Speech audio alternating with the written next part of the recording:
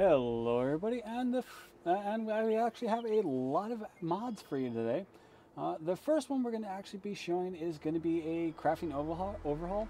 Uh, if you remember last episode I did for the Fallout 4 mods, I did one about ammo. Well, somebody apparently wasn't too happy about just being able to craft ammo and didn't like the general crafting system of the game. So they took it upon themselves to actually make workbenches that you can craft things. So this mod is called Crafting Workbenches Immersive Crafting of Weapons, Armor, Clothing, and Ammo Junk by Dr. Danzel. And basically you get 3 new workstations, which is weapon crafting. You also have the clothing crafting workbench, and you have the armor crafting workbench. Now, you might think that this might be a bit OP or maybe a cheat, but I'm going to show you why it's not. And as you can tell, leather you need to have an armor skill of 1. For Raider, it's also 1. Metal, it's 2. Combat is 3. And Synth, you're going to need an armor of 3 and a science of 2. So as you can probably tell by now, it increases based on the tier and difficulty of the item. So you're not going to be able to get everything right off the bat, and you are going to have to basically dump a lot of points into the whole crafting. But as you can see, you can also craft the dog mats, but the dog mats themselves are also tiered. So you have that. You can even craft the super mutant armors, but again, you're going to need an armor of 1 to 2 for all that. And as for power armor, as you can see, this is the T45. You're going to need at least a rank 3 perk for the armor and a rank 3 for science. And if you wanted to make the X01 armor, again, you're going to need a rank 4 perk for both armor and science. So, and as you can tell, it's not like completely over the top in terms of materials. Yeah, you're going to be needing to gather up a lot of aluminum. But again, it's not that bad. You just have to keep picking up every aluminum can that you find out there. It's not too overpowered, and this is just the armors. So if I head over to the workstation for weapons, as you can see, you also have a long list. Like you got your melees, you got your guns, and even your ammo types. As you can see, you got the ballistic ammos, energy ammo. So it's all basically broken up in terms of what the ammo is actually going to be. So again, see, if you get both the science skill for these, you can actually continue to use that crowd gun, because I don't know about you, but I haven't actually found any ammo for this gun after I used up the initial ammo I got for it.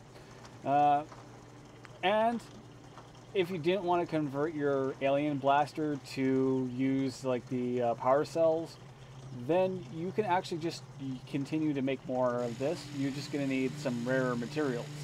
As you can tell, like the silver, the plastic, the nuclear materials, crystals. Crystals being probably one of the rare items in the game.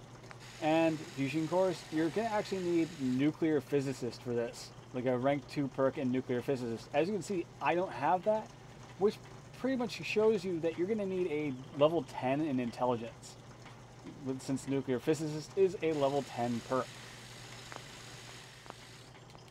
Now if I go over to the clothing section, this one you're probably going to be a bit surprised. As you can see, it's got all the different types, but you're also going to need, just for the Vault jumpsuits, as you can tell, you can make a Vault 101 jumpsuit if you wanted to,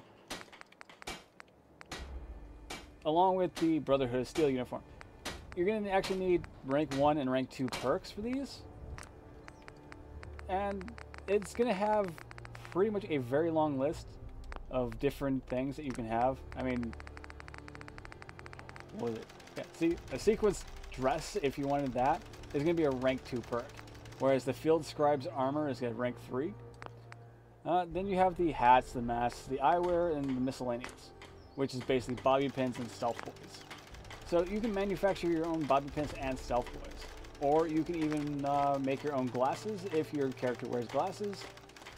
So, again, you can actually do whatever you wanted to make any of these items that you wanted to. So basically, this is something that you can use to, instead of like having the random luck of finding something that you wanted to for your character's particular look, you can just go out and make it. So this is a mod that I say would be highly recommended. You get the benefit of the ammo crafting, but you also get the benefit of being able to craft the guns that you want and not be able to walk out of the vault, make these stations, and then craft the items themselves.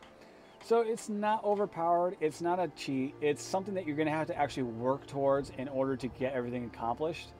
And once you're done with that, then you can go over to your, usual workbenches and mod them out. Alright, I hope you liked this particular mod, and I will show you the next one. And as you can see, I have a fairly large moon that is pretty highly detailed. Don't know about the whole halo around it thing though. Might just be because, again, I'm running this on medium settings. But this particular mod is called Realistic Moon by, I hope I don't butcher this name, Derogna. Yeah, I butchered your name, sorry. But this one actually is pretty good. I knew you'd help us. With this mod, it actually gives you a highly detailed moon. And this is something I'd have to say is actually pretty good. I mean, it's something that you don't really notice until you actually look up at the moon. The one I currently have installed is the ×2 size. You can actually get it to be a fairly large one, which will actually fill a section of your sky. And you know, like those pictures that you sometimes will see that some people actually take, where the moon will just look massive. You'll be able to take pictures like that within your Fallout with this particular mod. It's a small change, but it's a big change. I mean, I actually really like this, and like it actually still works with the phases of the moon. So props to you for being able to get this mod to work out just right. Okay, now let's go on to our next 3 mods, which will be actually combined into one. So I'll show you those now. And our next 3 mods, as you can probably see right now, are actually made by the same person. And this is Herp Derp 2332. And this is the easy to see glowing bobbleheads, easy to see glowing holotapes, and easy to see glowing magazines. As you can see, they are actually glowing. They are actually pretty bright, and this is nighttime, so you're going to actually see them sticking out like a sore thumb. In the daylight, they don't stick out as much, but they are still quite noticeable if you know what you're looking for. As you can tell, the holotape that's on the ground there is a bright purple. That is because it is one of the games, and if I turn this back on, then you can see it is Atomic Command. Each of the different holotapes for the games will have a different color. Holotapes in general will still have the same yellowish color as all the others, but the games themselves will be a different color. But most of these games you're going to find on the magazines anyway, except for the one that's going to be popped out of a terminal. So this is a small change that will allow you to do a lot. As for the bobblehead, there are actually 2 or 3 different versions that you can install for the bobbleheads. One of them will be the standard one, which will be the Vault 101 and the yellow belt or the yellow straps that are going to be on the bobblehead to begin with that will glow. There is also the option that when you're installing it, it will ask you if you want to install which version you want to install, and one of them will actually be the glowing hair version, which I currently have installed. And as you can see, it glows like no tomorrow. Almost like it was completely and highly irradiated. This is one of those like small changes to the game that you can, do something with, but you'll actually be able to notice the magazines, the holotapes, and the bobbleheads a lot easier in the dark or in at least low lit areas. In the higher lit areas, like in daytime and things like that, you're not going to notice them as much, but you still they still draw your attention. Alright, well, I hope you liked this particular episode, and don't forget to like, subscribe, comment below if you have any mods for Fallout that you would like to see. let me know. As for the Skyrim must-have mods, if you followed that series, you'll probably notice that I actually missed a week. That is because almost all the mod authors for Skyrim must-have for the Skyrim have basically just gone out and admitted saying, "Hey, we're actually over in Fallout 3 now. Well, Fallout 4, I mean. We've been playing that, and like, there is actually a mod author that their hot file was for an armor that was for CPVE, and they said the only reason that it wasn't also for a UMP body type was because they had been spending the time to play Fallout 4 and mod that.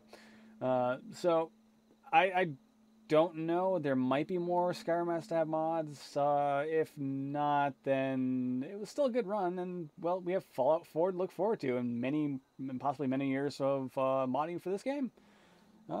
Thank you. Take care. See you next week.